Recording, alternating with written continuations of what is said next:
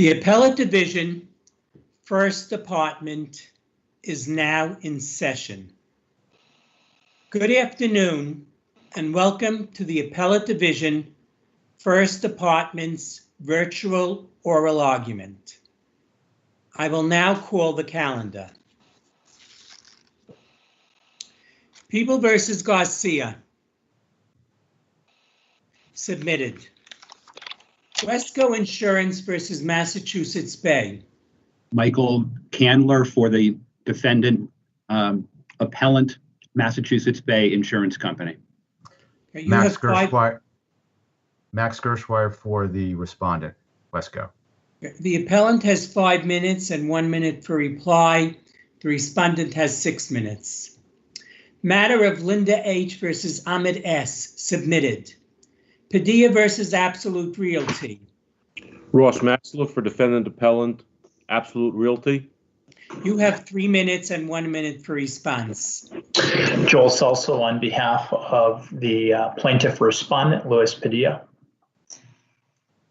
Okay, you have 3 minutes. Good afternoon, Your Honor. Deborah Summers for defendant respondent, the Fiedler Companies. You have 2 minutes. Thank you. Leosi versus Itafuga is submitted. People versus Esteban Rivera. Natalie Ray of the Legal Aid Society for Mr. Rivera. You have 2 minutes. Christopher Peterson for the People. And you have 2 minutes. Salomon and Company versus Rosenberg. Appellant. Is the appellant present? Is the respondent present? Sorry, yes, I'm present. Respondent Catherine Grad for respondents Reisner, Rosenberg, and Rosenberg. Is the appellant present?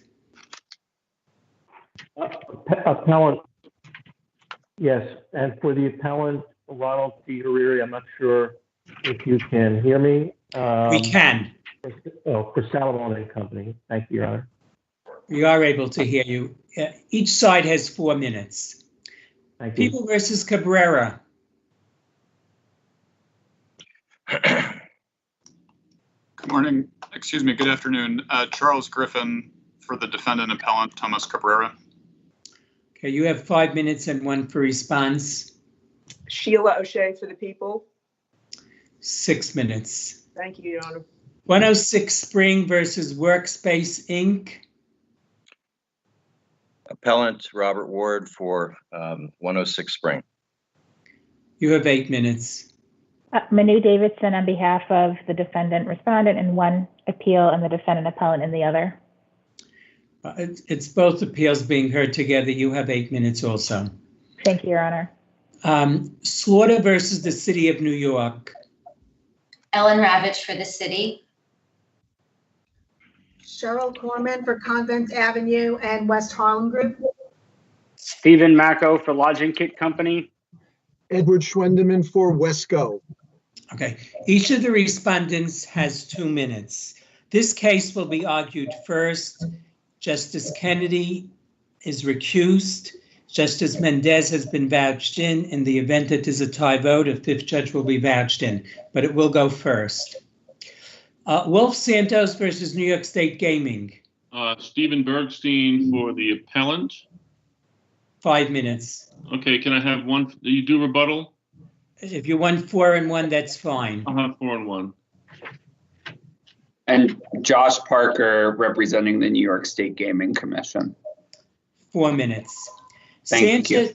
Sanchez versus Delta Airlines is submitted. Serrano versus River Bay Corporation is submitted.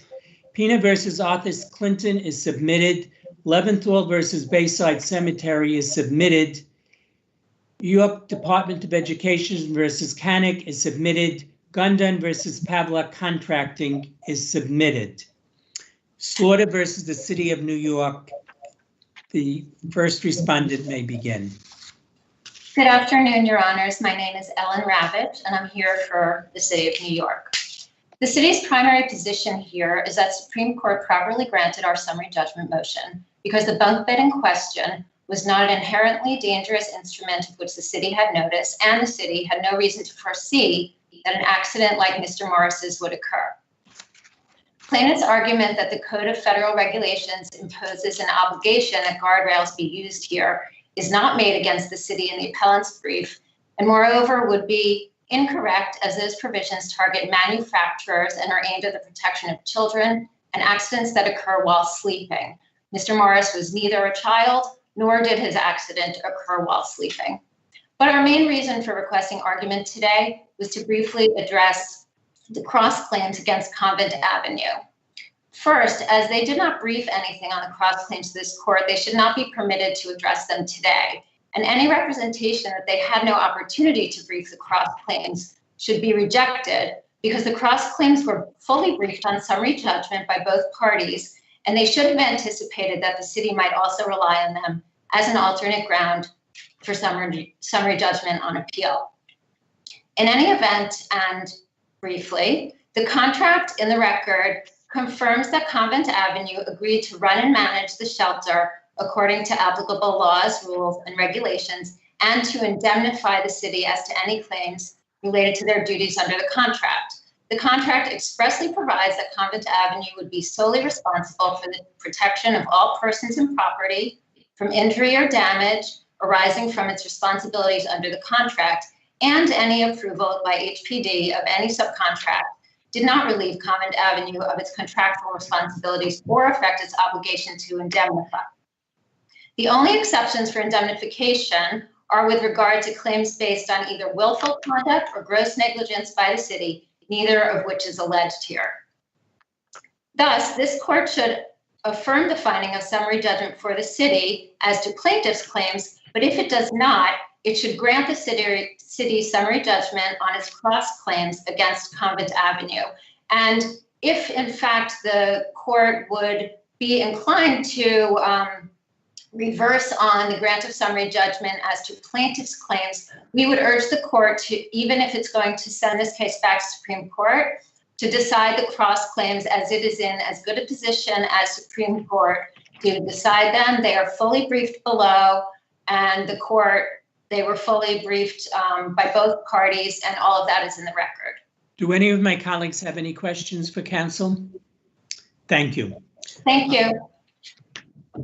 Lodging Kit next. Next respondent.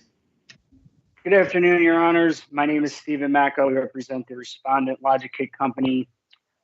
Just very briefly, as your court is aware from our briefs, our client, Lodging Kit, had very minimal involvement with plaintiff's accident. Lodging Kit was a distributor of the bunk bed involved in plaintiff's accident and not the manufacturer of the bunk bed. And therefore, it's our position that the plaintiff failed to raise a tribal issue of fact in opposition to our motion for summary judgment regarding why federal regulations 16 CRF 1213, 1500, and 1513 which are applicable only to manufacturers, also apply to our client, who is only a distributor of the bunk beds. Our other main argument in support of our motion is that our client, Lodging Kit, never actually had possession of the bunk bed involved in plaintiff's accident, and therefore legally they had no duty to warn the plaintiff about any issues with the bunk bed. Therefore, it's our position that plaintiff has failed to raise any tribal issues of fact in opposition to our motion for summary judgment. And for all the reasons set forth in our brief, we respectfully request that the lower court's order be affirmed. Any questions for counsel? Thank you. Thank you, Your Honors. Respondent, I guess it's Wesco. WHSCO. Yes. Go ahead. Good afternoon, Your Honors. Edward Schwendeman. Wesco asks this court to affirm the Supreme Court's decision dismissing the complaint and all claims as against Wesco. Wesco, otherwise known as West End Hub and Spring Company, was a manufacturer of institutional metal bunk beds going back to the early 1900s. And it is a product that they make with a design from back at that time that is at issue here. The bunk bed in issue did not come with guardrails affixed but they were available as an option for purchase. And it's your position that there was no requirement that they had the guardrails affixed, because the regulations which require guardrails apply to uses for children, which is not what we have here. That is correct, Your Honor. The bunk beds here were sold to co-defendant Convent Avenue by the independent distributor Co-Defendant Lodging Kit Company. No guardrails were purchased, nor were they mandated. The bunk beds here were to be used at a shelter, which was within an institutional setting. On behalf of Wesco, we argue and believe that the bunk bed here was inherently safe for its intended use and contained no design defects. And there is no evidence of a failure to warn here.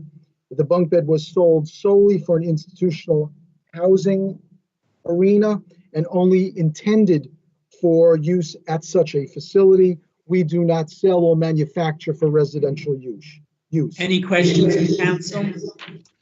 Thank you. Respondent, Convent Avenue. Good afternoon, Your Honors. This is Cheryl Corman for Convent Avenue in West Harlem. I agree that So tell me, was there any testimony by the original person who was injured by Ida, the spouse who has also passed away, but did she give an EBT in which she sort of said that she complained about the lack of guardrails to Cal's social worker, White? She then was very equivocal with that testimony. And essentially her argument, her problem with the bed was, how am I going to get up there without any guardrails or ladder? But even with that, didn't Rankin, who's maintenance director for your client, didn't he testify that the upper bunk would have guardrails and that he would have insisted? Well, he testified that it would be normal practice for them to have guardrails on the upper bunk beds. But if anything, that was just an internal rule, and that went way beyond the standard of ordinary care. And under the cases that's cited in our brief, that cannot be a basis to impose liability here. In the absence of any regulation, statute, code, or law requiring a guardrail to be placed, that's Counsel, the duty that we have. his Counsel, I'm sorry, this is Judge Manzanet. His statement went a bit further, wasn't it? He thought it would be insane to allow someone to sleep on the top bunk without a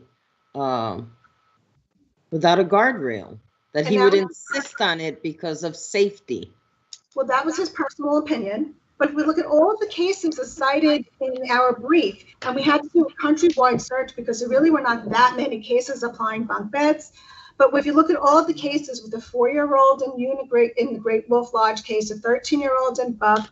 But the issue is, why isn't there a question of fact here in regard to this lack of guardrails on the upper bunk? Even if we we'll accept what Mr. Rankin said. We'll take that as, even though there was testimony. Well, let's say you view what Ida testified to as being a complaint about the lack of guardrails. Wouldn't that present an issue of fact, whether your client behaved appropriately here? Well, there's no record evidence of such a complaint. And in fact, Ms. Silk has testified that there was no complaints ever lodged. There's no record evidence, but this testimony by her, wouldn't that constitute evidence? Perhaps, but again, we would go way beyond the standard of care and what all the cases have found to be reasonable for somebody to have slept there. We have an adult sleeping in a bunk bed. The adult was very healthy prior to coming to the facility. He had a medical examination. He worked a very physically taxing job, 12 hours a day. And just because there's a thought that somebody might want a guardrail doesn't mean that it's necessary to put a guardrail. Well, the guardrail cases involving children have the same concept here, which is, when a person sleeps, you are not conscious of what you are doing. People roll over from side to side throughout the night. That is normal sleep behavior. So it seems to me quite foreseeable that someone might roll over being in the wrong spot on a top bunk bed, and as happened here, fall off. I have actually two things I would like to say in response to that. First of all, if we look at the Williams case, which dealt with an adult in a correctional facility who slept in the bed for 2 weeks, the court found that there was absolutely no foreseeable reason to think that the individual would fall off the bed. But another thing that's critical to remember here is that this person was not sleeping. He was wide awake and having a conversation with his wife while he was watching a movie, and he simply rolled off the bed. This is not a situation where somebody was sleeping, was disoriented, did not know where they are. And if you look at the facts here, I believe that it's really quite similar to the individual in the correctional facility. Similar there, the court pointed out that the person had a medical examination 2 weeks earlier. There was no indication that he had any risks that were evident that there would be a problem with the sleeping with on a bunk bed. And also, they said, based upon the fact that he slept there for 2 weeks, that it was reasonable. Our person here slept in this bunk bed for almost 6 weeks without incident. This was a tragic accident, but it was not caused by the failure to have a guardrail. If we were to say right now that there had to be a guardrail here, it's the same on every bunk bed. There must be a guardrail on the top bunk, and that's simply not the law. It's not pursuant to any code, statute, regulation. And just because we have Mr. Rankin saying that in his musings that also a person over the age of 50 might get dizzy walking and going on top of a bunk bed, I certainly question that because I think we're all capable of getting on a top bunk bed. So it's nice that he had these musings, but they're really not based in law. And any other questions? Thank you, counsel. Any other questions for counsel? No. Thank you all. Thank you. Thank you. Thank you. We'll wait for Justice Kennedy to rejoin us. Okay, I'm leaving now. Thank you. Thank you.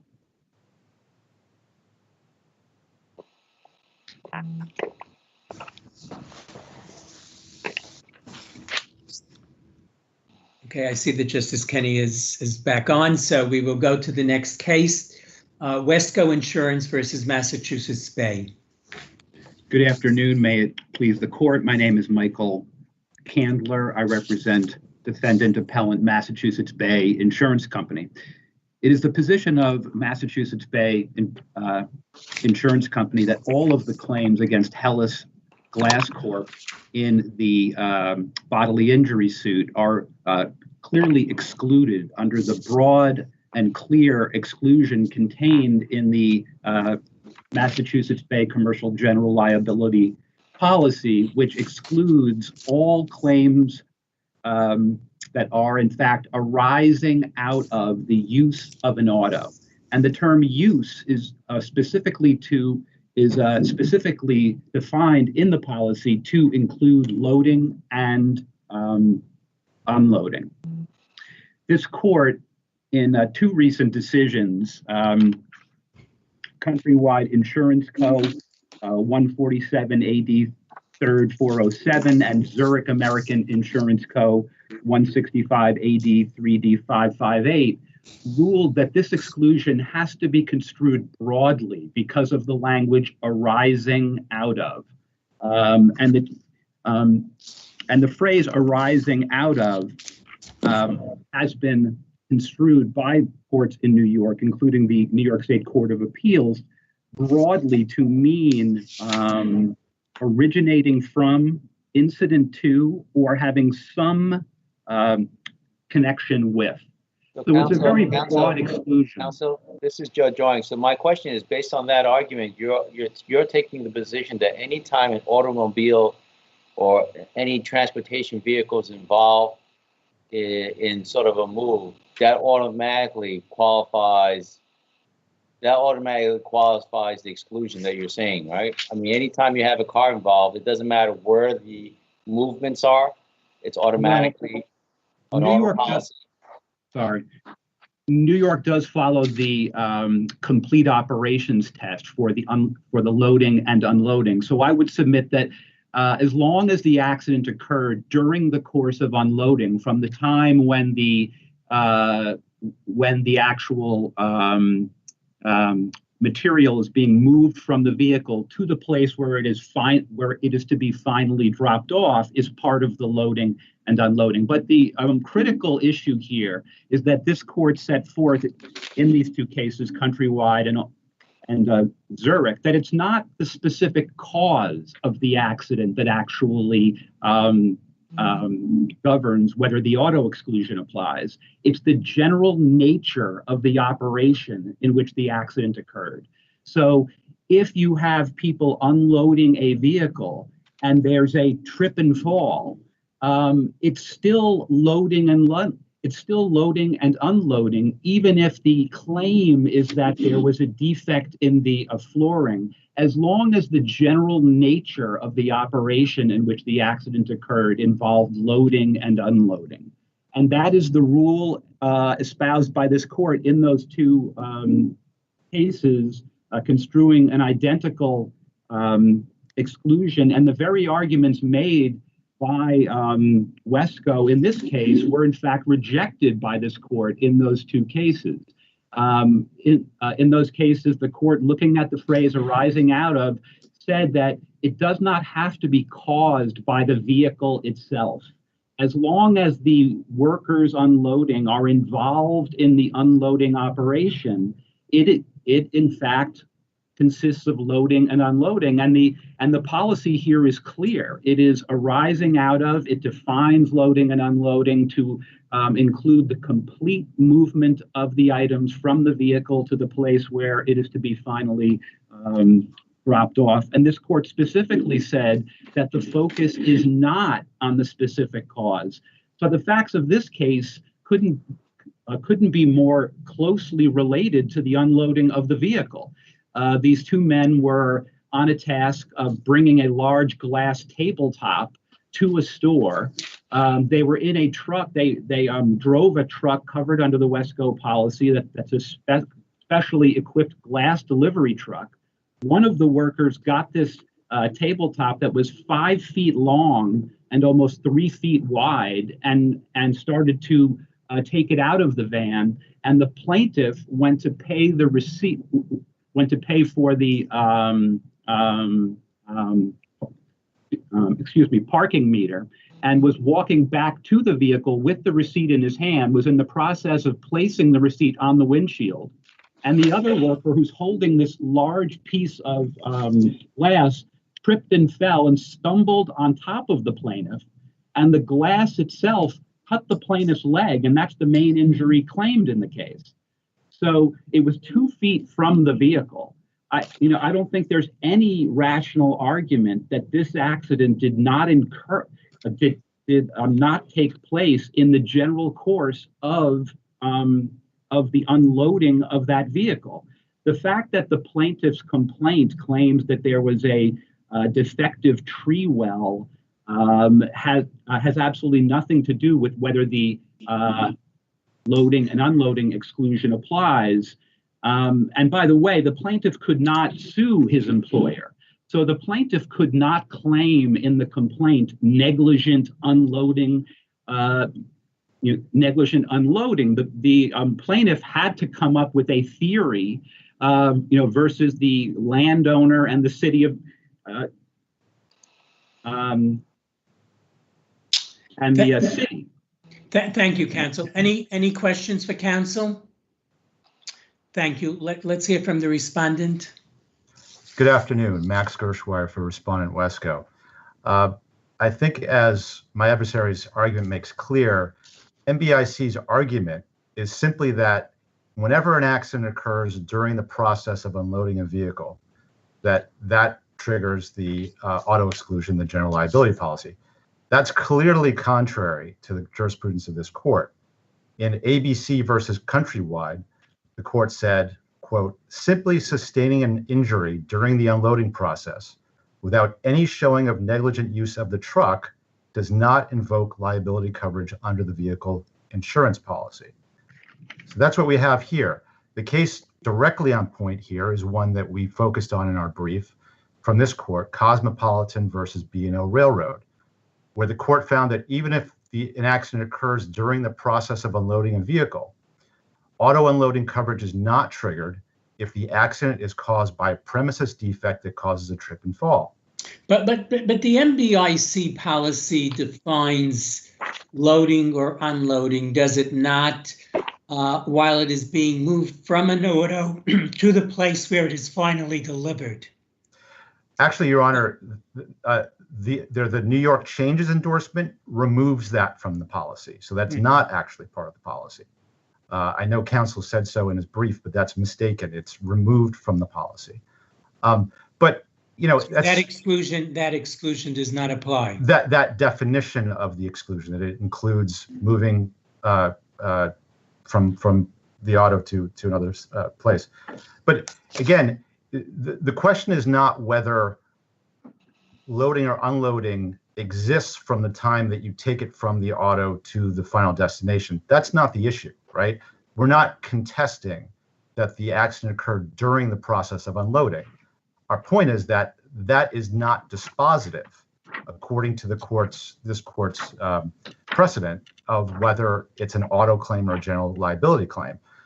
Rather, the distinction that the court has drawn is between accidents that are caused by conditions intrinsic to the unloading process, or is it caused by... Counsel, and to that point, Zurich, the court, in that case, there was an untying of the rebar that was intrinsic to unloading. And that's why they said that was an auto policy, right? And also in the other case in Countrywide, there was a lift that was involved in terms of moving the item. So that was also intrinsic to the unloading. So in those two cases, right? And in our case, or in your case here, they had already moved the item off the vehicle, and in the process of walking towards the delivery, tripped in the well area, or that plant well. Correct, Your Honor. That's exactly right. In those two cases, the condition directly causing the accident were conditions that were intrinsic to the process of unloading the vehicle. So I think a good way of looking at it is the accident one that could have happened even if the vehicle was not involved at all, right? In those two cases, the answer would be no. It had to involve the vehicle. That was intrinsic. It was something intrinsic to the vehicle that caused the accident or to the unloading process. Here, we're talking about the allegation, the alleged condition that caused the accident is a defective sidewalk tree well, something that could obviously cause an accident regardless of whether there's unloading or loading going on. So that's the distinction that this court has drawn, particularly in Cosmopolitan, but in other cases as well. So that's really the focus. The focus is not whether or not it happened during the unloading process, which again, we don't dispute that it did. The question is, what is the nature of the condition that allegedly caused the accident? Is it a condition that could have caused an accident whether or not a vehicle was being loaded or unloaded, or the contrary? And here it could have happened to anybody. If you take the plaintiff's allegation as true, which you must in determining whether there's coverage, then there was a defective tree well that could have caused any passerby to trip and fall. Any other questions for counsel? Thank you. Thanks, Judge. Yes, on the rebuttal, I would just ask counsel, I have the New York changes endorsement here. I don't see the change to the loading and unloading definition, but the exclusion is still in the policy, whether that language was taken out about the ultimate destination. I don't see it. Can you give me the page? In any event, the exclusion is there in the policy. New York follows the complete operations rule in looking at the term loading and unloading. That was in the Court of Appeals case Wagman. But here in the third-party complaint against Hellas had no involvement in the maintenance of the sidewalk. Therefore, the allegations against Hellas can in fact only relate to the unloading operation. But here in this court's holdings in Zurich and Countrywide, this court focused on the broad language arising out of, And that case law developed since the cases cited by Wesco, and that's in the Court of Appeals Regal case and the Worth case. And in those two cases, the court held that the language arising out of has to be construed broadly. It's a but-for test. That is the test that has to be used when a policy includes arising out of language. So the actual test is, but for the loading and unloading, would the accident have in fact taken place? Is it related to loading and unloading? Clearly, they were in the course of loading and unloading, and the coworker was holding a 5-foot-long Counsel, how do you respond then to the argument that it has to be intrinsic to the unloading and loading? Because I looked at Zurich and Countrywide. In Zurich, there had to be a tie that was needed to be removed in the process of removing the rebar or unloading the rebar from the vehicle, and that was, the court said, you know, an unloading and loading situation, which triggers the auto policy. And in Countrywide, there was a forklift situation that was sort of moving items off of the vehicle, and that's where the injury sustained. And again, that was intrinsic in the loading and unloading process also, which triggered the auto policy. But in our case here, the glass or the item was already off the truck already, and they were moving a foot or two away from the vehicle and then tripped in the tree well. So it's not intrinsic in terms of the loading and unloading. I mean, it could be, the argument would be better if they were, as they were removing the item off the vehicle, he slipped and it fell on the plaintiff and caused all the injuries. Well, yeah, I would argue that at that point, I think you'd have a strength. The argument is very clear that it would be unloading and it will be intrinsic to the loading and unloading situation. So how do you respond to that? Well, in Zurich and the other case, Countrywide, the allegations had nothing to do with the actual vehicle. One was the negligent placement of the cages and the construction of the cages on a trailer that held the rebar. And the other case similarly had the claims relating to the trailer. And it was argued that, well, this has nothing to do with the vehicle itself, but this court correctly focused on the wording of the policy and the phrase arising out of, and said that the Court of Appeals has stated in the Worth case and the Regal case that the phrase arising out of has to be construed broadly to mean having any in fact connection with, related that's to. That's not exactly what the Countrywide said. Countrywide says the phrase arising out of requires only that there be some causal relationship between the injury and the risk for which the coverage is provided.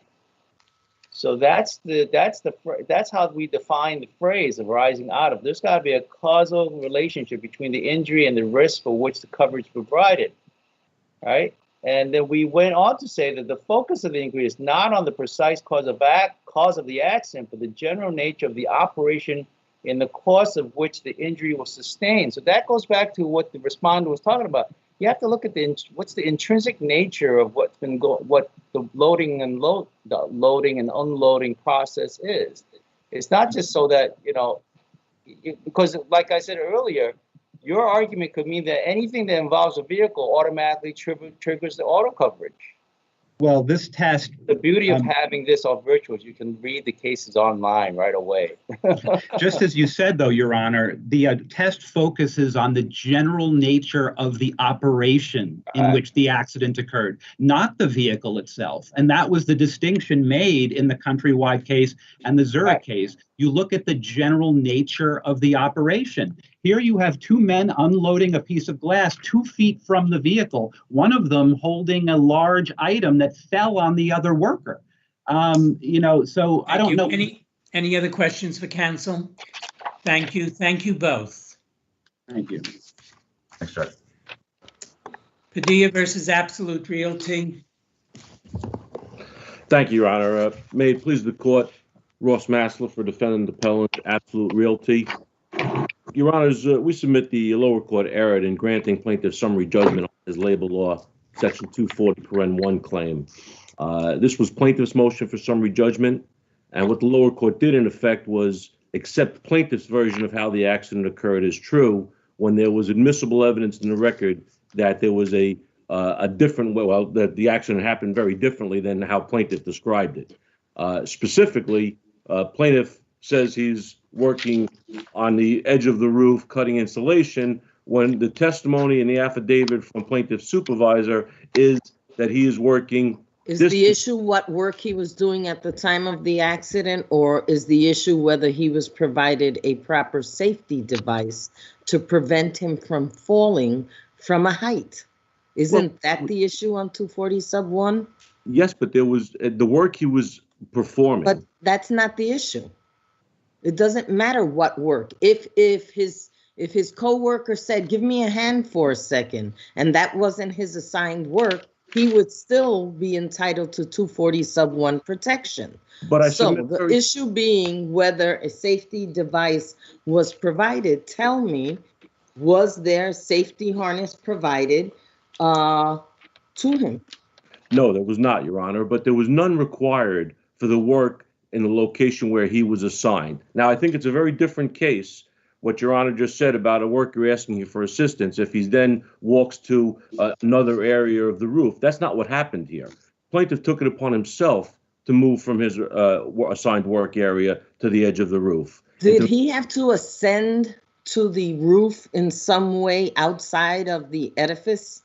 He did. He did. They climbed. Okay, so again, he was exposed to a height elevation risk. Well, he was exposed to the moment he has to climb a ladder and get on the roof of a building, you now have to provide these workers with a safety device to prevent them from unintended happenings. Well, but this is more than just an unintended happening, Your Honor, respectfully. This is plaintiff injecting himself into an area of this work where he wasn't supposed to be. And in fact, proceeding so incautiously, as this court has held in prior cases, that he injured himself.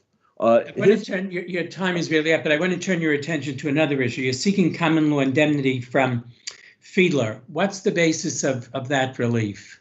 Well, Fiedler was at the job site, and the testimony was that they had the authority and did in fact direct and supervise the Saccone workers on the roof.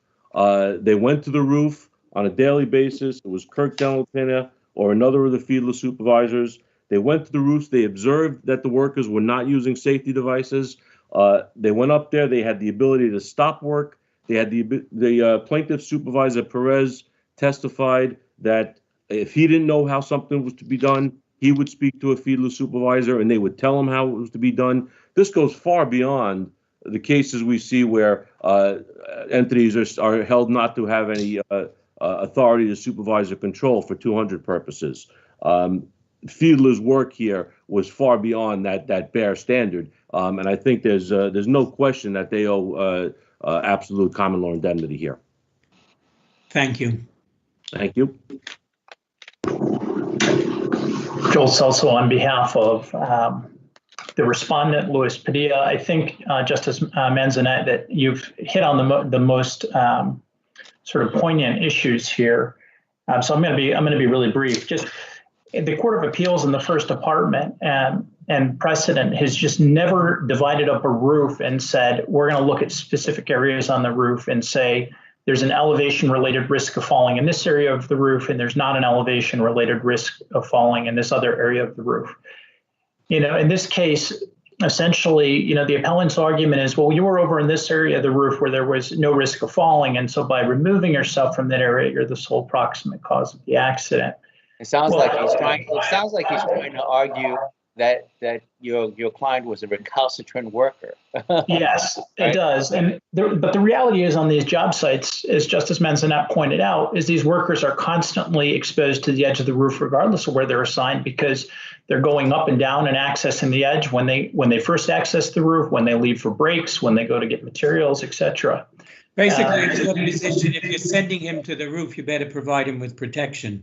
That's absolutely right. If owners and general contractors could say, we're going to put you on the roof and we're going to say you work here, and if you move from that location, you're the sole proximate cause of the accident, it would gut the labor law because there would be no requirement to provide safety devices. You'd never have a building go up. you won't have a building go up because everybody would be just standing in one place. That's correct. Okay.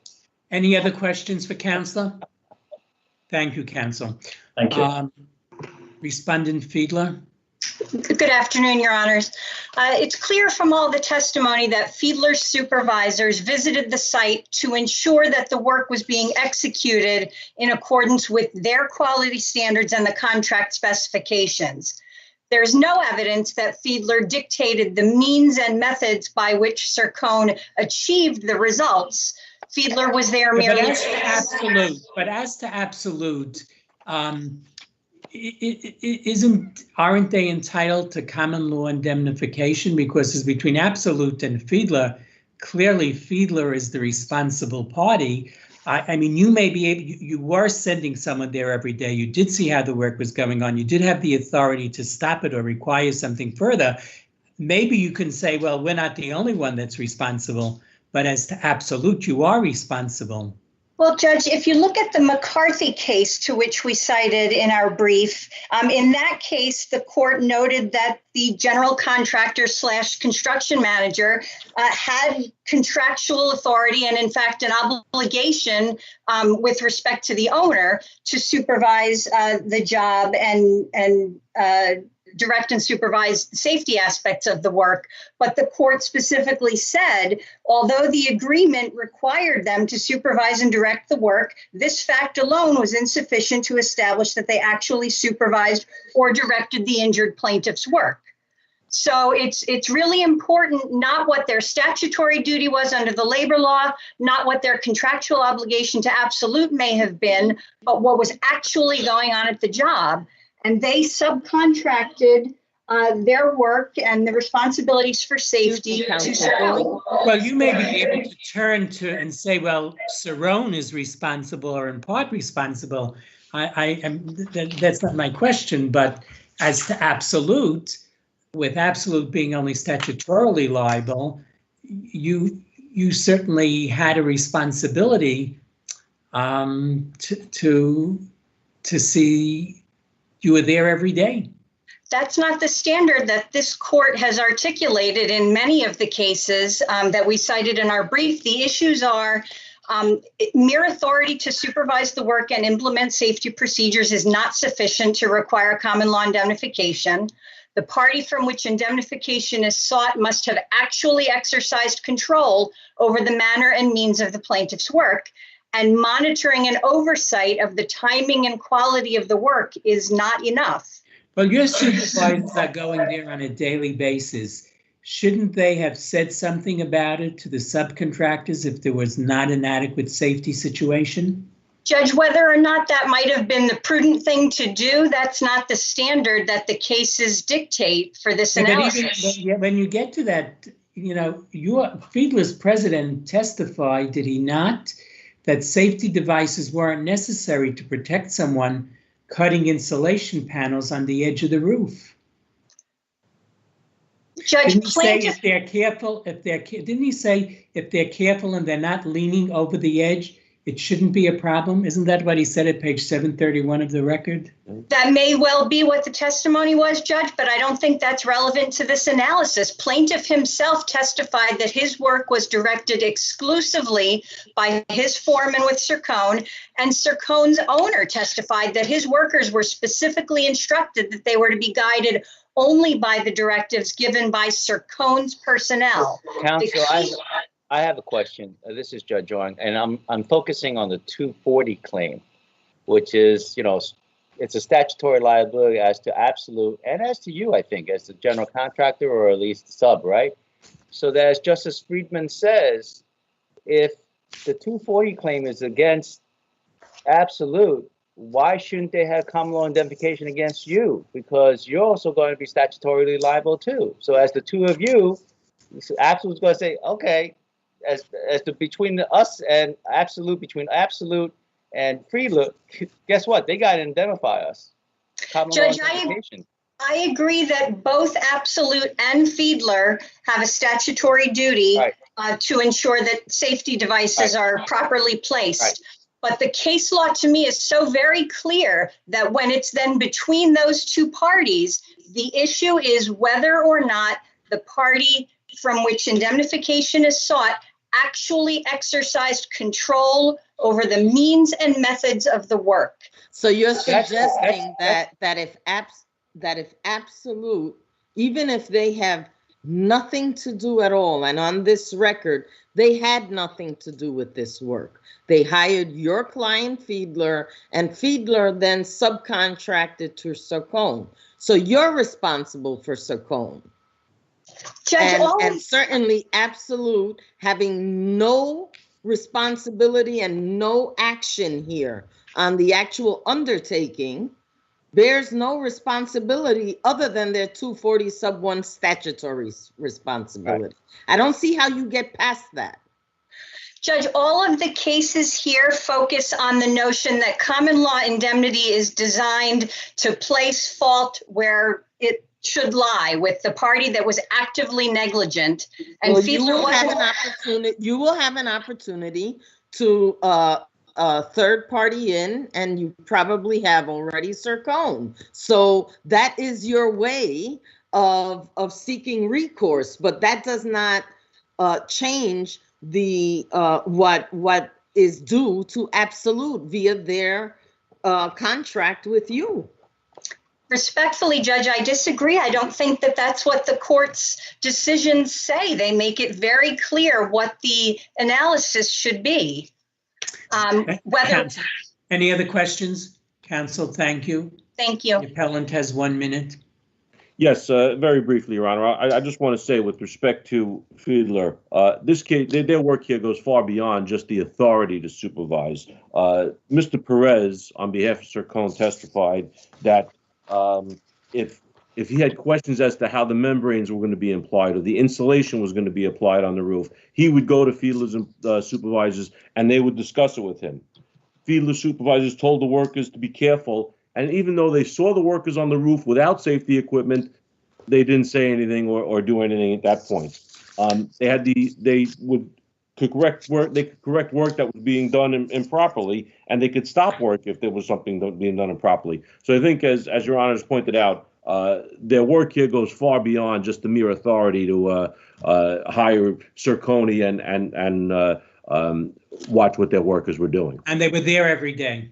They were there every day. They were on the roof every day. Thank you. Thank you. Thank you all. Thank you, Your Honor. People versus Rivera. Good afternoon, Your Honor. Natalie Rafe of the Legal Aid Society for Mr. Rivera. The question in this case is whether the court erred in denying a downward departure to a level 1 where the mitigating factor was age. The appellant was 80, and he scored at the lowest possible score for a level 2. We believe the answer is yes, for 2 reasons. Scientific research shows that regardless of the age at the time of the offense, the risk of reoffending decreases dramatically with age to being virtually nothing at 80. The second reason is that taking age into account and not into account. Counsel, if I may, this is Justice Kennedy. At the time of the incident, the defendant was 70 years old and repeatedly sexually abused a 5-year-old child. Yes, Your Honor. And but what I'm this is about the risk of reoffending and the. I know. Yes, but what I'm. Where's the expert testimony to address that? Where does that come from? We submitted research that has been published that shows that it's regardless of the age at the time of the offense. It's the age when they get out. Can you tell me what the particulars of that research are? How many 70 to 80-year-old sample people were in the study? Because that is not typically a age range that is high in the population of studies of this sort. So it would seem that while perhaps some of the findings of these studies may be more apropos to younger people, someone whose first contact with the system begins at the age of 70 after a prolonged period of time of abusing a family member. I don't think the same rule applies at 80. Well, Your Honor, all I could say is that these studies refer to the reoffending, and it may be that simply when you're older, you learn your lesson. But I can't give you the details that you asked for. But if you look at that, plus the fact that when you take age into account, which New York does not, when the static 99 takes it into account, then you ended the risk. His risk level was low. Now, this Counsel, is the case. Counsel, let's talk about the static 99, because how do you address the cases in this department that indicates that that test is of limited probative value because it does not take into account the nature of the defendant's sexual contact with the victim or the potential degree of harm that would be caused by the reoffense? That's Cruz, that's Rodriguez, that's Roldan. Can you address that? Yes. In those cases, they're general comparisons where the argument is on the static 99, you find this, under the risk assessment instrument, you find that. It's a general comparison as to the conclusion. Here, what's interesting is that the specific and single mitigating factor that we identified, age. So it's the difference that age makes between the different conclusions that are reached between the New York assessment instrument and the static 99 that makes it more relevant than a general conclusion. This is a case where my client scored on the cusp of a 1, right? He's at the lowest possible score. Is it 75 points? Yeah. On a 2. So all we need is a preponderance of the evidence. And I think that the studies, our position is, if you look at he's at the cusp of a 1, the studies show this extremely low risk of reoffending, and the static 99 is enough. Counsel, any other questions for defense counsel? Thank you, Ms. Ray. Thank you, Your Honor. A respondent?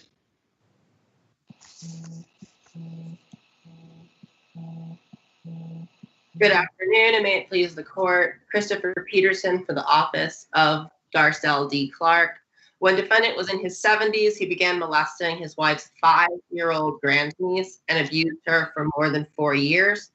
The board assessed defendant's 75 risk factor points, corresponding with a moderate risk of reoffense because of the nature and long duration of the abuse and because the victim was so young. The RAI accurately reflects the risk defendant poses to the community.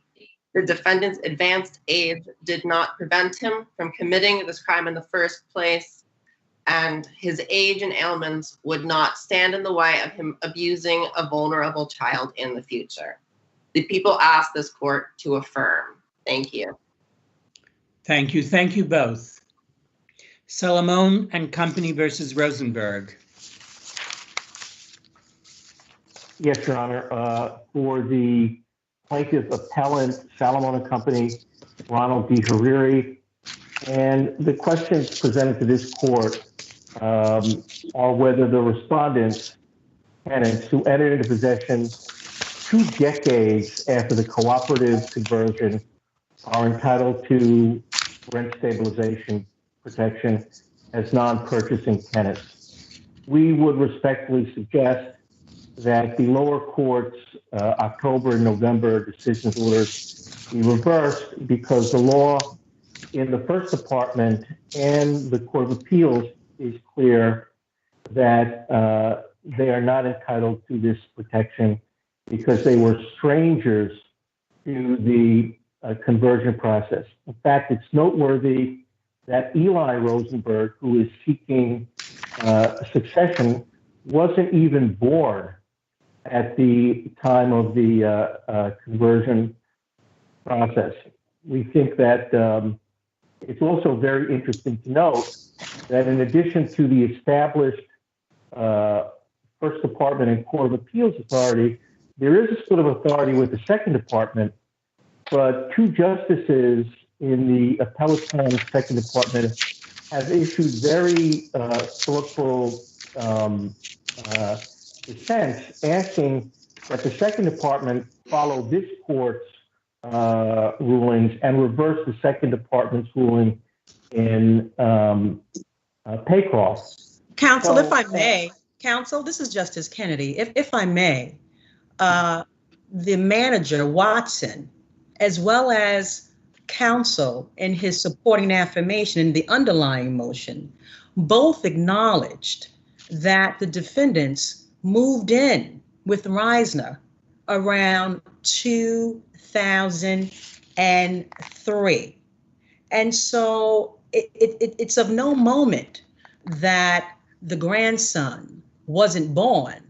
We're looking at 2 years prior. Certainly, the daughter resided with the father since 2003. He passed away in 2008.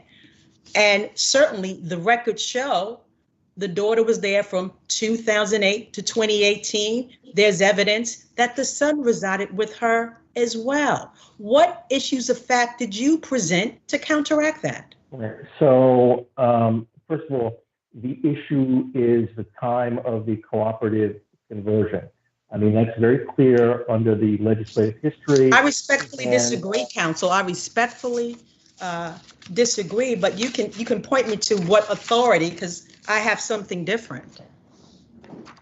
Okay, actually, Judge, I would respectfully refer the court to the Court of Appeals decision in De Covesy versus Coronet, where, to paraphrase Justice Bellicosa, the purpose of the rent regulatory laws are not to provide a windfall to the stranger to the conversion process.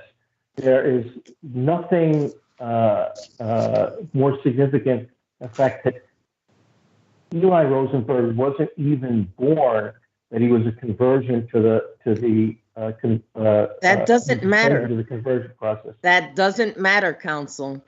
And tell me where in the statutory construct of this case that it says that it does. Judge, I'm just gonna.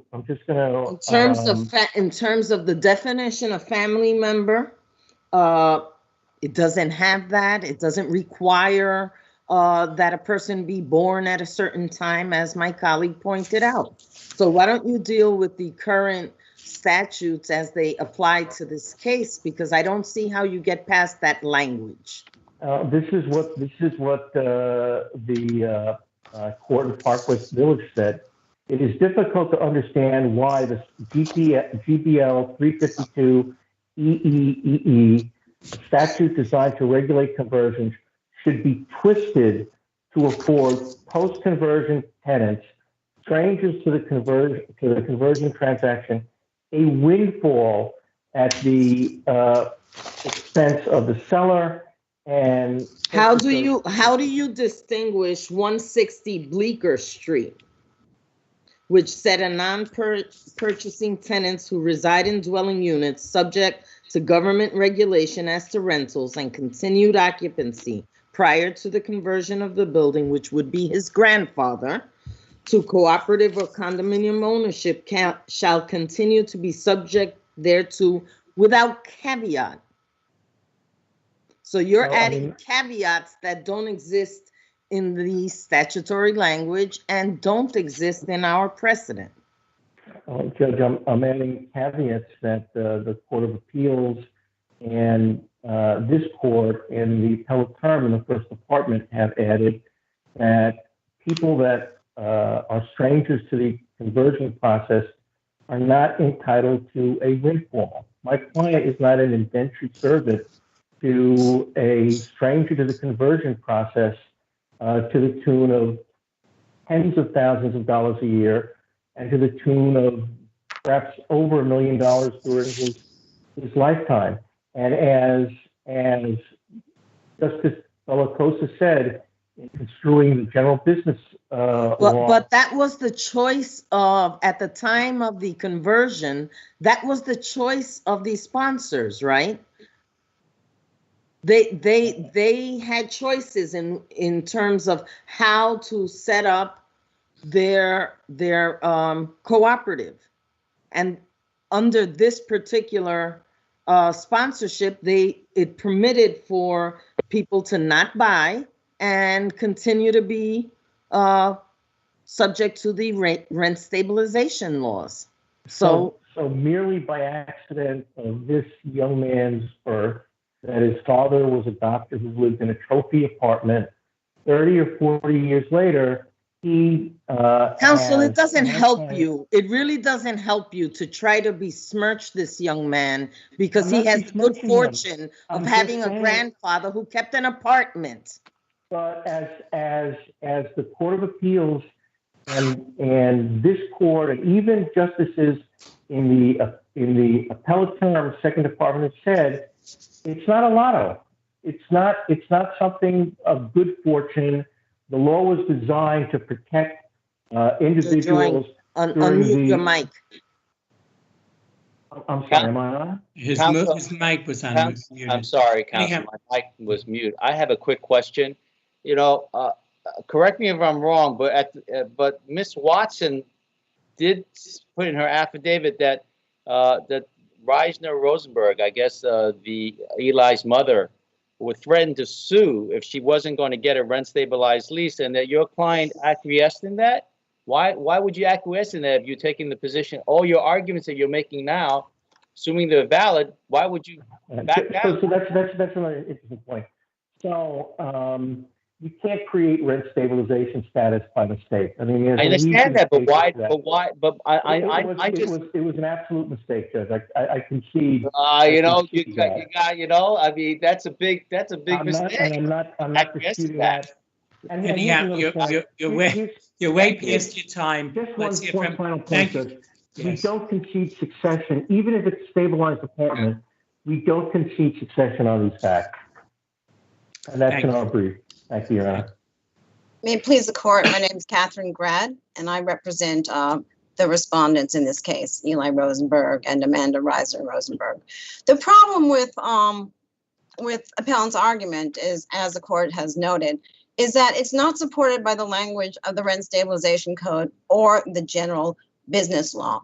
The fact of the matter is that all of the cases that appellant's counsel has cited all concern market rate tenants. Not one of them concerns a rent regulated tenant. And so what the courts have consistently said is that the general business law gives certain protections to market rate tenants, but only certain protections. And when those end pursuant to the general business law, then the tenant can be evicted pursuant to the common law. But that's not our situation. We are not dealing with a market rate tenant. We are not dealing with a tenant whose rights were created by the general business law. We're dealing with a rent stabilized tenant. And the law to look to is the rent stabilization law. The Rent Stabilization Code is unequivocal. The Rent Stabilization Code in section 2520.6 provides that an owner includes a proprietary lessee. And once you say that an owner includes proprietary lessee, there is an obligation on the owner of a co-op unit to renew a lease, not only for the tenant, but also for the successor. There is no exception under the Rent Stabilization Code for co-op units which have been converted pursuant to a non-eviction plan. The Rent Stabilization Code includes proprietary lessees in the meaning of an owner, and an owner has to renew a lease. Any questions for counsel? I'm sorry. Any questions for counsel? And anything else? No. Thank you. If there are no other questions. Thank you so much, Your Honor. Thank you both. People versus Cabrera. Good afternoon. May it please the court, Charles Griffin from Wachtell Lipton, in conjunction with the Office of the Appellate Defender, representing the appellant Tomas Cabrera. I'd like to start with the trial court's erroneous jury instruction on operability. To prove the possession offenses, the prosecution had to prove that the pistol was capable of firing while Mr. Cabrera possessed it. The trial court gave an improvised jury instruction that allowed the jury to find operability even if the pistol was incapable of firing the entire time Mr. Cabrera allegedly possessed it. The instruction allowed the jury to find operability based solely on evidence that the police fired the gun after fixing the jam. That is not the law. If a gun is broken the whole time the defendant possessed Counsel, I'm Yes, sorry. You realize this court has already decided this particular issue on the co-defendant's, Ms. Yarborough's case. I was on that panel, and that issue was before this court, and we held that it was sufficient. So why, and seeing as the Court of Appeals denied leave, why would we reverse ourselves? So the issue is actually importantly different here, Your Honor. It's so the first same of all, issue. It's the same issue. No, Your Honor. So two things. There were separate trials, so we don't know what the evidence showed in Ms. Yarborough's case or what the instructions were. The same gun, though. We're talking about the same gun, though, aren't we? So, Your Honor, the important difference is that there was no dispute about the adequacy. Well, we do know what the evidence showed in the other case. We even know what happened to it on appeal. So, Your Honor, there was no dispute about the jury instruction. Counsel, I don't want to cut you off, but let me turn you to the other argument that you're raising, the whole thing about the photograph, because you're saying that without the relationship, obviously, a lot of these counts fall, right? Because it's based on constructive possession, correct? Because Ms. Yarborough is the one who had the weapon in her purse and allegedly gave the weapon to the defendant, right? So there has to be some sort of relationship between the defendant and Ms. Yarborough for this constructive possession claim, correct? So, Your Honor, the importance of the relationship evidence was not just about the constructive possession claim. It was also about the actual possession claim. Right, exactly. So if there's no relationship, the whole thing falls like a house of cards, right? That's correct. It would make no sense. So why do you think the evidence wasn't there, or what was the whole argument about the photograph then? So, Your Honor, the photograph was the only piece of evidence that showed that the co-defendants had a relationship before the incident. Well, that and the Rikers Island logs and the phone call that was recorded that talked about the photograph. There was more than just the photograph. So, Your Honor, the Rikers Island calls all took place after the night of the incident, and they therefore did not show that the co-defendants had a relationship before the incident. The call that referred to the photograph was double hearsay, and we have no indication in this record about what that call said. So, counsel, you know what? I looked over the transcript about the photograph evidence and all the Riker calls. Unless I was reading the wrong transcript, I didn't see any argument raised by defense counsel about the authenticity of the photograph. Did I miss something? Because it was more along the lines that he was objecting to the photograph evidence as being prejudicial and not probative, and so forth and so forth. And then at the end of the day, the defense counsel said, "I'm okay as long as this evidence comes in only to provide evidence to the jury of a relationship and nothing more." So, Your Honor,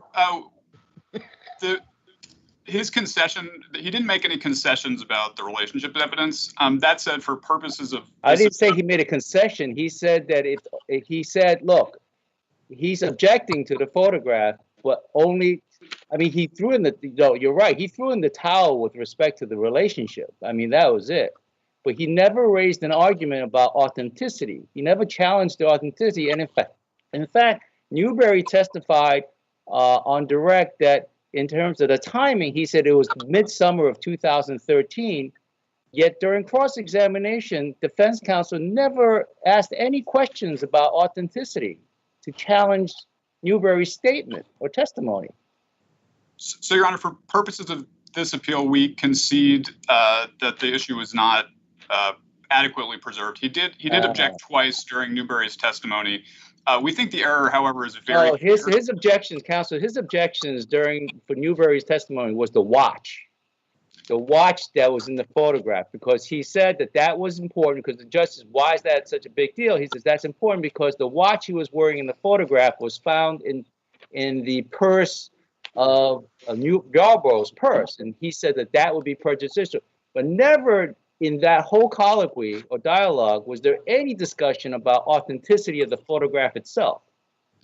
Your Honor, regardless of preservation, we think the error is sufficiently clear and prejudicial that it would warrant reversal in the interest of justice. The foundation for the photograph was clearly inadequate. The prosecutor described it as really critical evidence multiple times, and so we think it would be appropriate to reverse. Well, so critical that defense counsel never asked any questions on cross, I guess. Okay, well, Your Honor, I got my point. I got my question answered. Thank you. Thank you, counsel. Respondent. May it please the court, my name is Sheila O'Shea and I represent the respondent on this appeal. I'll jump right to the question of the YouTube photograph, if that's what the court is particularly interested in.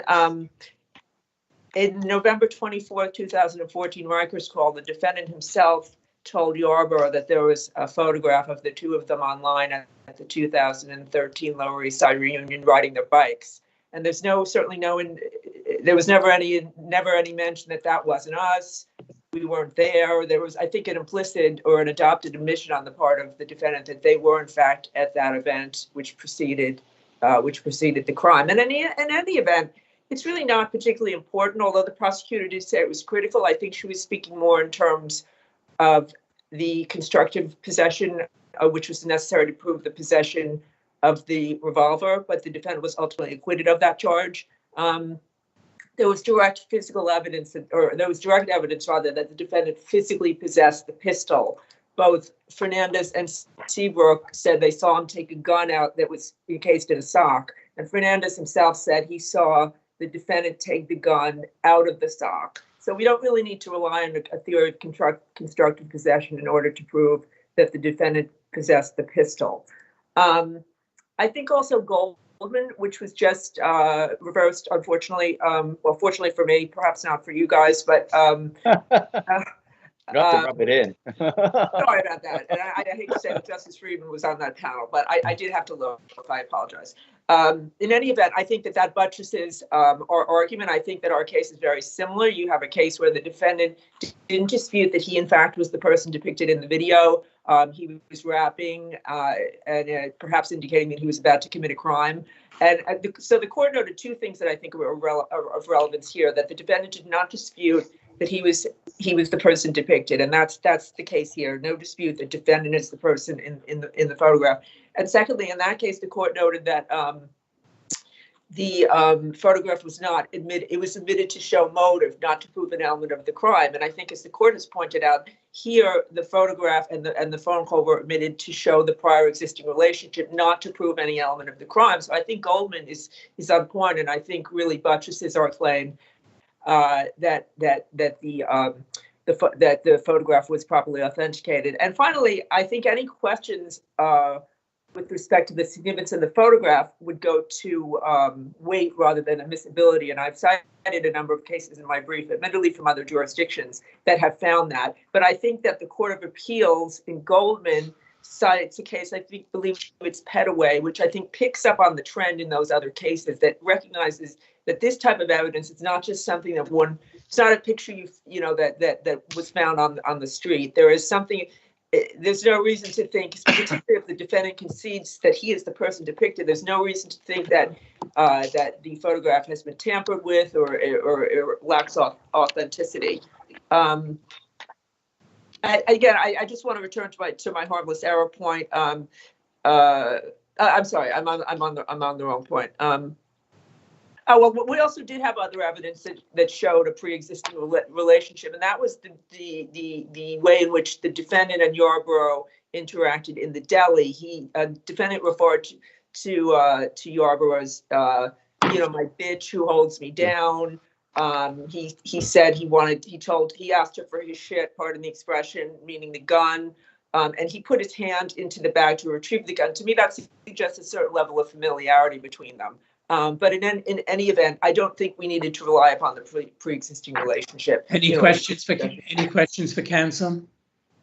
Thank you. Thank you, Your Honors. Appellant, Mr. Griffin. Your Honor, I'd like to make clear that we're making an argument about operability that was not raised in the co-defendant's appeal, which concerns the jury instruction that the court gave on operability. That issue was not present in co-defendant's appeal, which was entirely about sufficiency. Here, regardless of the sufficiency of the evidence, the court instructed the jury that it could focus on the gun's ability to fire after Mr. Cabrera allegedly possessed it and ignore the gun's ability to fire. So why wasn't the operability sufficiently established or consistent with the weight of the evidence under People versus Cavins? So, Your Honor, Cavins, as you say, was a sufficiency case. So there was no issue about the jury instruction there. In fact, Cavins makes clear that the question on operability is whether the gun was capable of firing while the defendant possessed it. Here, the court's instruction instructed the jury that the gun's ability to fire while the defendant possessed it was irrelevant, so long as the jury found that the gun could be fired later. There's no support for that in Cavins, because in Cavins, the evidence showed that the gun could fire while the defendant possessed it. Okay, thank you. Thank you both. Thank you, Your Honors. Mr. Griffin, you did this on a pro bono basis? Yes, Your Honor. The court thanks you and your firm for the time and effort you put into this case. Good job. Good job by both of you. Thank you. Thank you. We would ask that the conviction be reversed. Thank you. 106 Spring versus Workplace. Yes, thank you. Robert Ward on behalf of 106 Spring. We were the plaintiff below, and there are two appeals. 5824 were the appellant, and this is the appeal from the dismissal of plaintiff's amended complaint on a motion to dismiss. The court's basis for the dismissal was that the claims were mooted, our claims were mooted, when the commercial unit in the co-op building in Soho was not sold. We don't believe that's an appropriate basis, but some very quick background. The plaintiff, my client, owns 20.63% of interest in the co-op. It's the single largest owner in the co-op, and it had board representation. But even though it had these things, it was shut out of management by the rest of the board and by the co-op, including being prevented from exercising its right to board participation. And there were corporate management meetings held without our participation. At this point, though, the motion was made on a motion to dismiss, not a motion for summary judgment. And we think it was too early to dismiss this case. In fact, we think the case should not be dismissed at any time. But at a motion to dismiss stage, we're not required to prove our damages, which is what we believe that the court was requiring us to do. The fact that the unit was not sold, ultimately, we don't believe it's positive. So at this point, there's no sale of 93 Mercer Street, right? There isn't, but here's the point, Your Honor. And I went back and I looked at the wherefore clause. So why doesn't it become moot? For these reasons, Your Honor, and 4 or 5 different ones. If we look at the ad damnum, which is at pages 38 and 39 of the record on appeal, looking at the relief that we seek, one of the bits of relief that we seek, and this is an F on the wherefore clause, is that we ask for a declaration that the plaintiff, that's my client, shall not bear any responsibility for the payment of any legal fees and costs incurred by defendants, the co-op, in engaging in these unlawful and actionable conduct and in defending their case. And the reason for this, I mean, based on their bad actions, but the reason for this is co-ops often surcharge their shareholders for litigation with the co-op. And that's what's happening here. That's what's going to happen here. So even if the unit wasn't sold, the fact is the co-op sues us and says, well, you know, even if we were the worst co-op in the world, even if we did the worst breach of fiduciary duty, the worst breach of contract, we're going to sue you for our expenses. And we believe, Your Honor, we seek a declaration in paragraph F of the wherefore clause that shouldn't happen here. And it's a lot of money here, Your Honor. It's approaching $1 million. In addition, we ask in paragraph I of the wherefore clause for punitive damages. Now, that may not work on a breach of contract claim or an anticipatory breach claim, but we also sued for breach of fiduciary duty here, and we think the breaches of fiduciary duty here were egregious enough to allow for punitive damages. In addition, and Your Honors are very familiar with the fact that complaints often say, and this one does here in the wherefore clause, granting such other and further relief as is just, necessary, and proper. Even if the unit was not sold, the fact is we have a very strong case that there was a breach of fiduciary duty. We were kept out of management.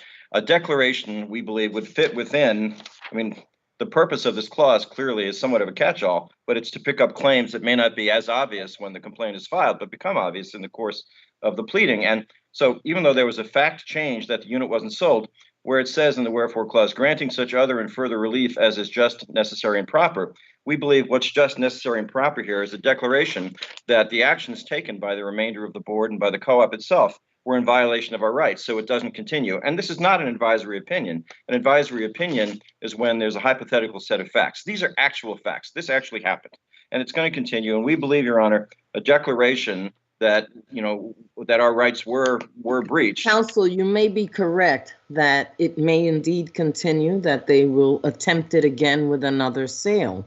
Yes, Your but Honor. until that happens, why would this not count as an advisory opinion, since all of your claims on this action pertain to the specific sale that has now been terminated?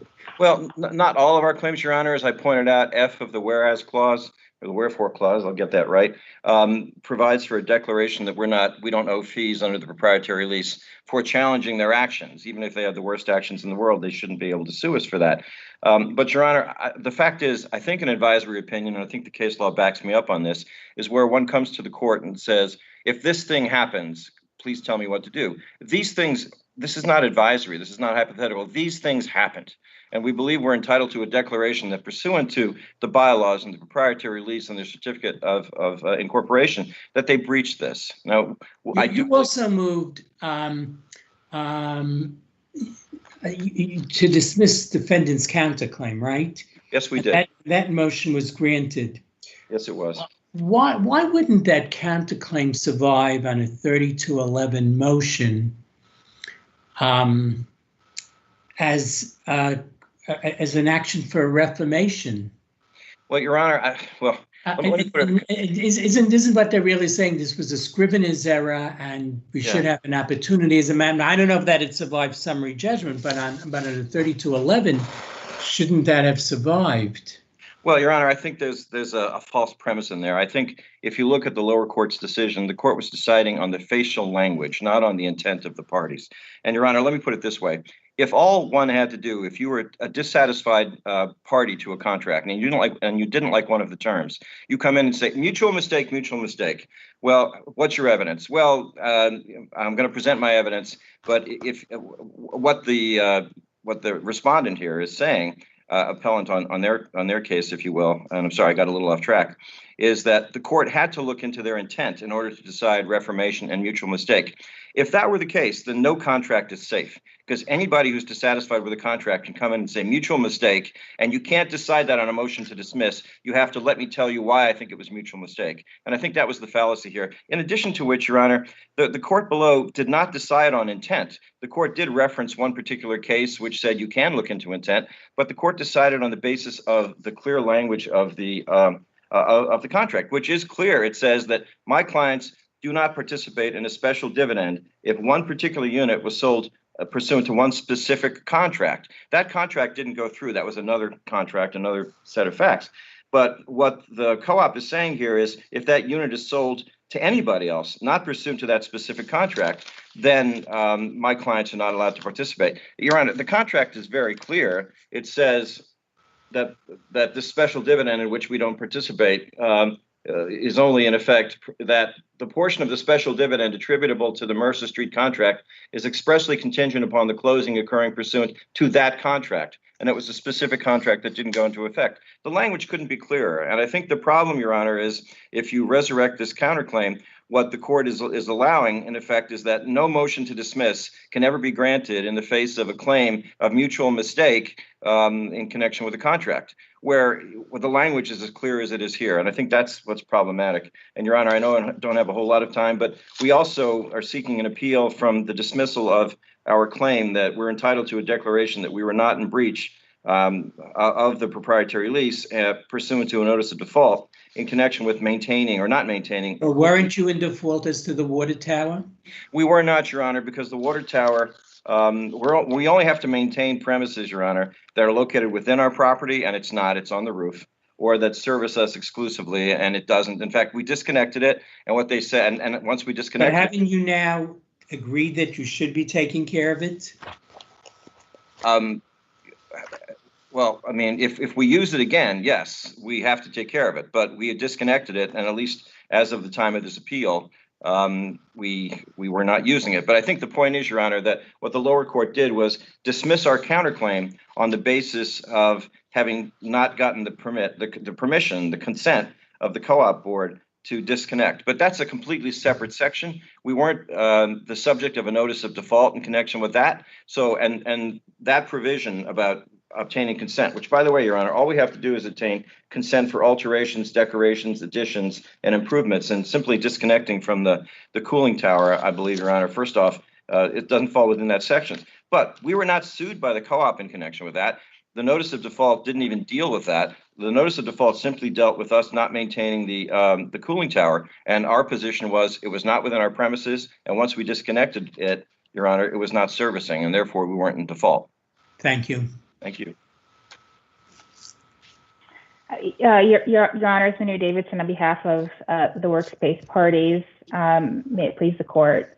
I would like to address the court's questions, if I may, concerning the whole notion of mootness. To Justice Friedman's point, there is no there anymore. The contract that the plaintiff sought to stop, and it successfully did by way of filing this action, was terminated by the purchaser. There are no damages. There's nothing to enjoin. There is no breach.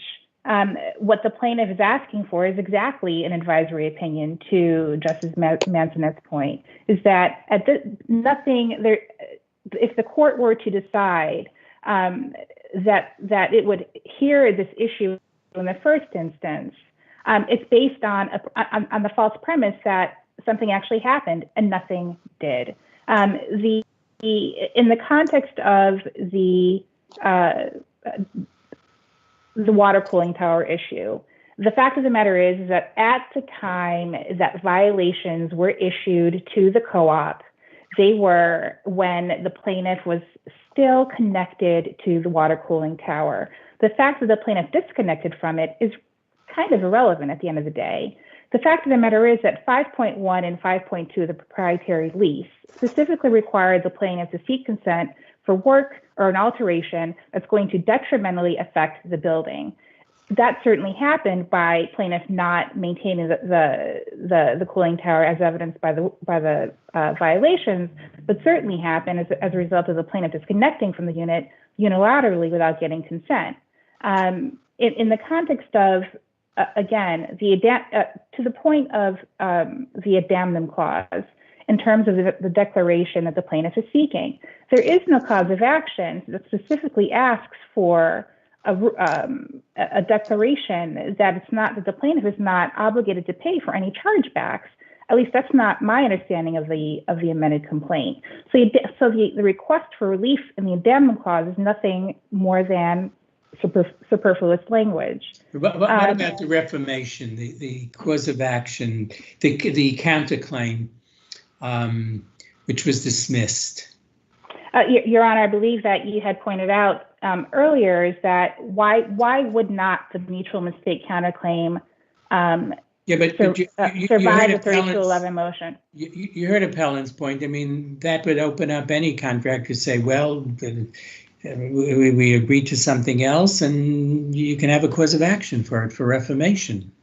Well, I think the point is, Your Honor, is that if the cause of action is properly stated, that cause of action should be litigated, which is exactly what happened in the context of the Eisenberg decision. The judge. So what have you pled here? What have you pled here, which takes your counterclaim out of the concerns which Appellant raises that this opens up any contract to being attacked in this way?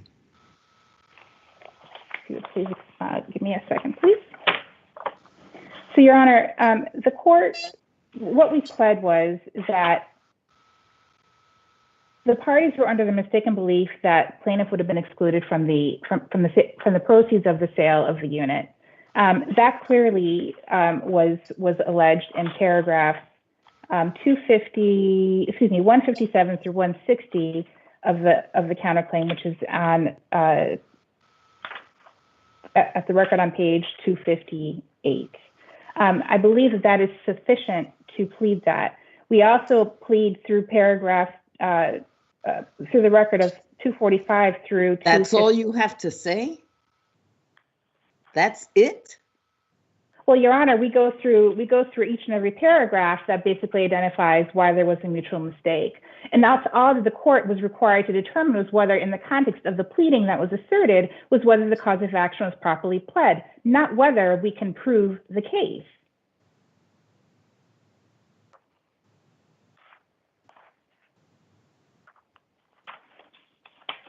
If you just give me, Your Honors, a minute to get to my...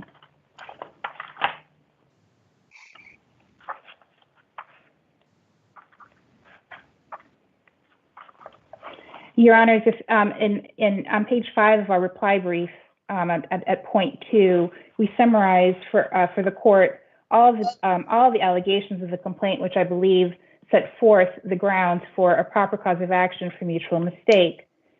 We allege that the parties always had contemplated that 106 Spring would not profit from the sale of the Mercer Street unit, regardless of the purchaser, and that 106 Spring, this cohort, engaged in bad faith conduct to exploit the mistake.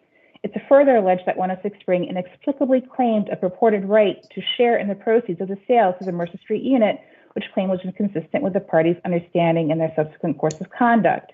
At paragraph 131 of the complaint, we allege that of the counterclaim, the Spring Street contract expressly contemplated that 106 Spring Street would not share in the proceeds, even if it was a shareholder of the corporation on the date the special dividend was paid. Instead, the proceeds of the special dividend would only be paid to shareholders of the record the day before the Spring Street unit closed. At paragraph 132 of the counterclaim, all parties to the contract understood that 106 Spring would not be entitled to a share of the special dividend for any future sale of the Mercer Street unit. At paragraph 133 of the counterclaim, Workspace adopted a resolution to capture that understanding. At paragraphs 134 through 138 and 142 through 147, we go on to say that there were facts that illustrate the parties' course of conduct in terms of what was happening in the context of that particular transaction.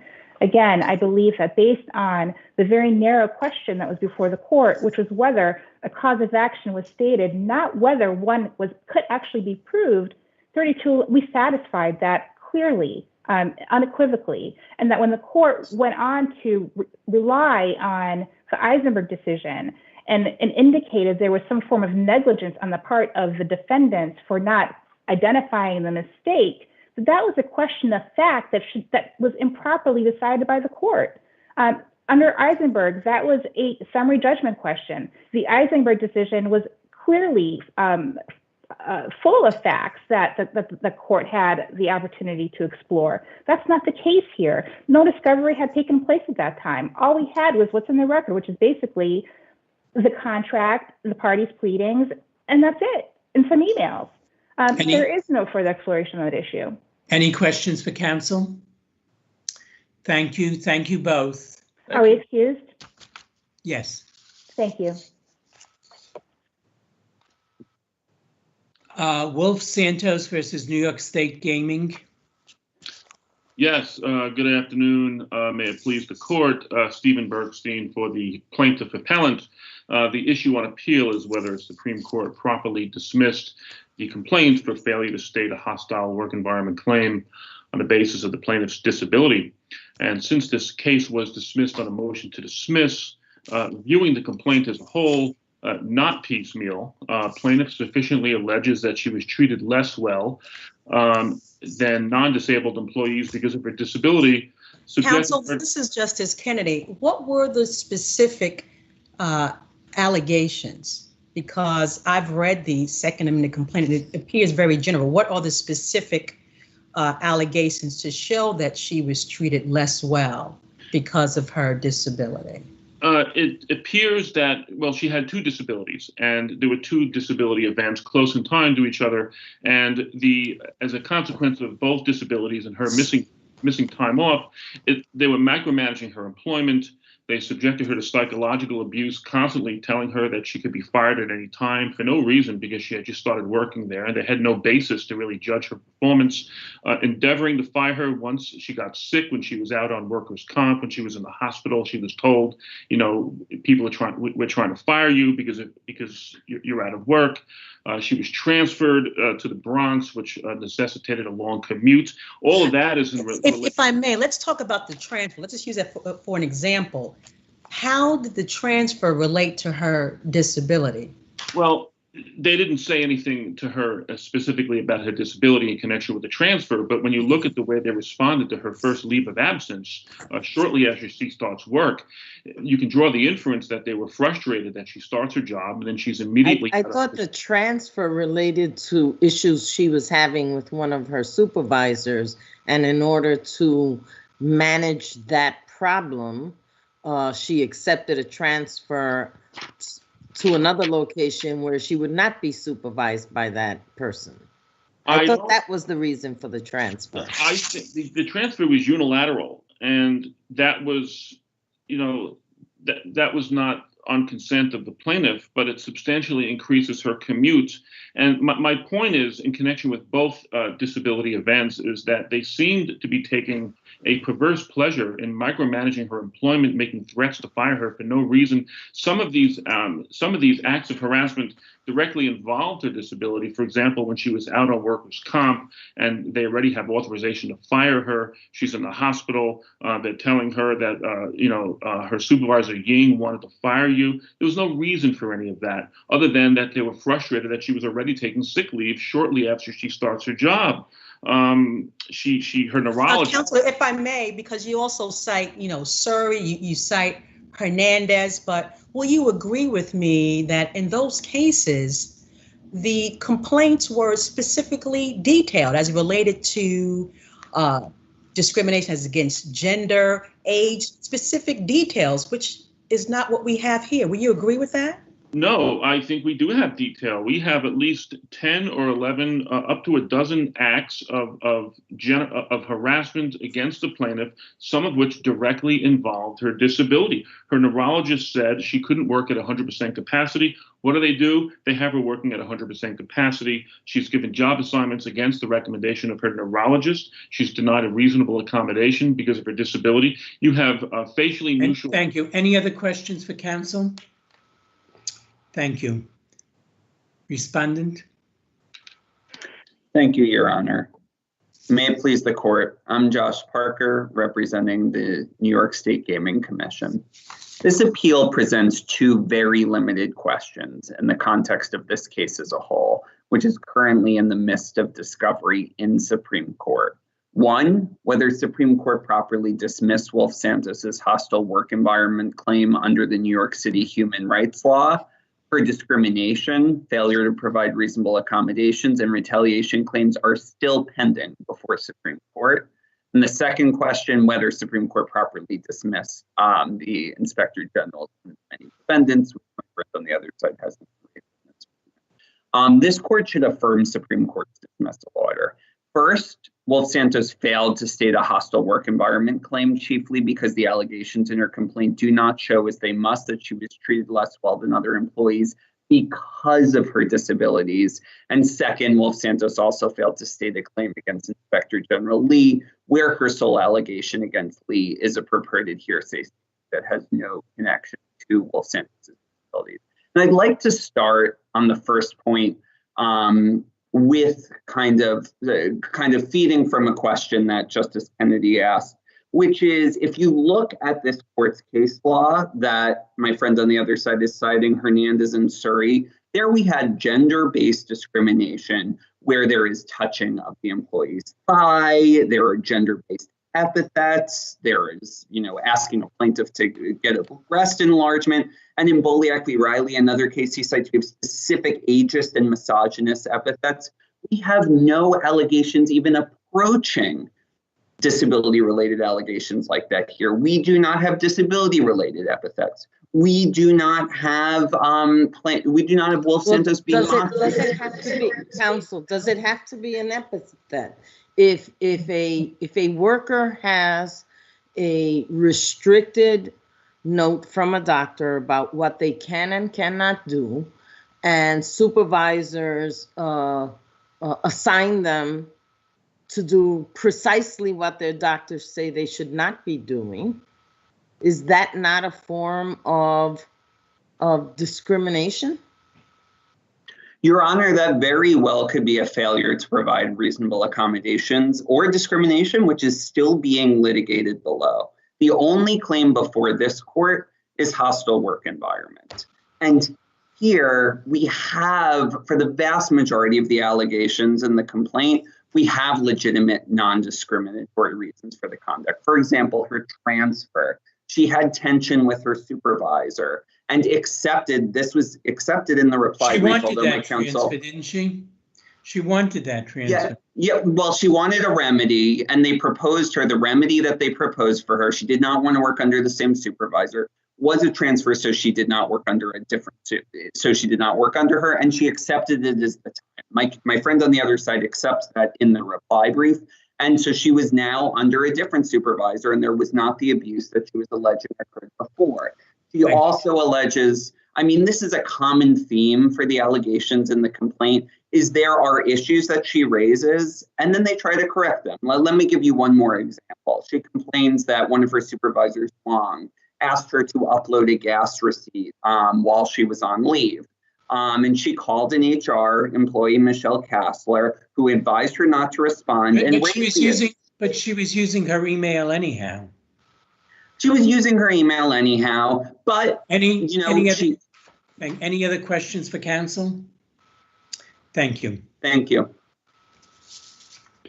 Yeah, I have 1 minute rebuttal. Let me just point out that the only defense to a hostile environment claim under the city law is whether there was any petty slight or trivial inconveniences. That affirmative defense doesn't lend itself to a pre-answer motion to dismiss unless the allegations are truly petty and trivial. They're not petty and trivial here. It looks like they took a perverse pleasure in making her life miserable simply because she got sick early in her employment, and they were frustrated that she wasn't able to work. And they pushed her around in any number of ways that we set out in detail in the complaint. Thank you. Thank you. Thank you both. This concludes oral argument for today. Court is adjourned.